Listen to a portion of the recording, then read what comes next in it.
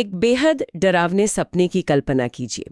देश की सबसे बड़ी अदालत यानी सुप्रीम कोर्ट से जमानत मिल जाती है। एक इंसान राहत की सांस लेता है, जेल के दरवाजे से बाहर कदम रखता है और पुलिस उसे वहीं तुरंत दोबारा गिरफ्तार कर लेती है। और वो भी कुछ ही दिन पहले दर्ज की गई एक गुप्त एफआईआर के आधार पर। हाँ, वजह बिल्कुल यही थी। आज के इस गहरे विश्लेषण में हम इसी चूहे बिल्ली के खतरनाक खेल को समझने वाले हैं जो राज्य मशीनरी और एक आम नागरिक विनय कुमार सिंह के बीच खेला गया। जी, हमारे पास जो कानूनी दस्तावेज हैं उनके जरिए हम Vinay Kumar Singh versus state of Jharkhand 2026 case के तह तक जाएंगे।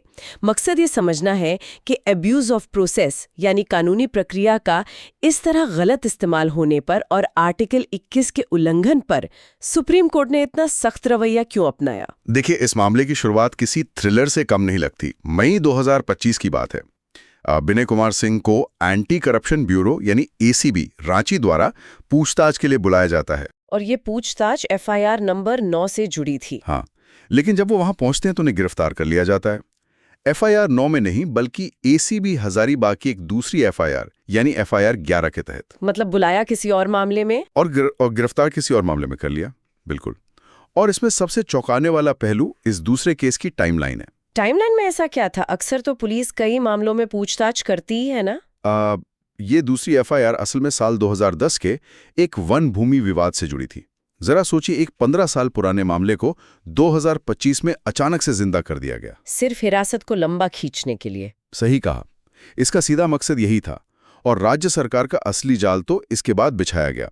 17 दिसंबर 2025 को जब मामला सुप्रीम कोर्ट पहुंचता है तो अदालत उन्हें अंतरिम जमानत दे देती है। तो कायदे से तो उन्हें उसी वक्त रिहा हो जाना चाहिए था। जी हाँ, कायदे से तो यही होना चाहिए था। लेकिन वो रिहा नहीं हुए क्योंकि राज्य सरकार ने नवंबर में ही चुपके से 2 और गुप्त एफआईआर दर्ज कर ली थी, एफआईआर 20 और 458। और सबसे बड़ी बात यह है कि जब दिसंबर में सुप्रीम कोर्ट जमानत पर सुनवाई कर रहा था तब अभियोजन पक्ष ने इन नई एफआईआर की जानकारी अदालत से पूरी तरह छिपा कर रखी, ताकि जमानत का आदेश आने के बाद भी उन्हें जेल की सलाखों के पीछे ही रखा जा सके।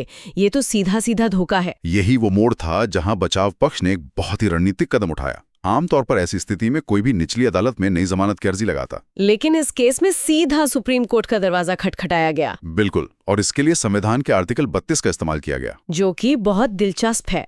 डॉक्टर BR अम्बेडकर ने आर्टिकल 32 को सिर्फ एक कानूनी नियम नहीं बल्कि संविधान का हृदय और आत्मा कहा था। जी, जब राज्य सरकार या पुलिस दुर्भावना यानी मैलिफाइड इंटेंट से काम करती है तो ये आर्टिकल एक आम नागरिक को सीधे सर्वोच्च न्यायालय जाने का एक तरह से ब्रह्मास्त्र देता है। और ये ब्रह्मास्त्र चलाना जरूरी भी था क्योंकि पुलिस का तर्क था कि आरोपी जांच में सहयोग नहीं कर रहा है।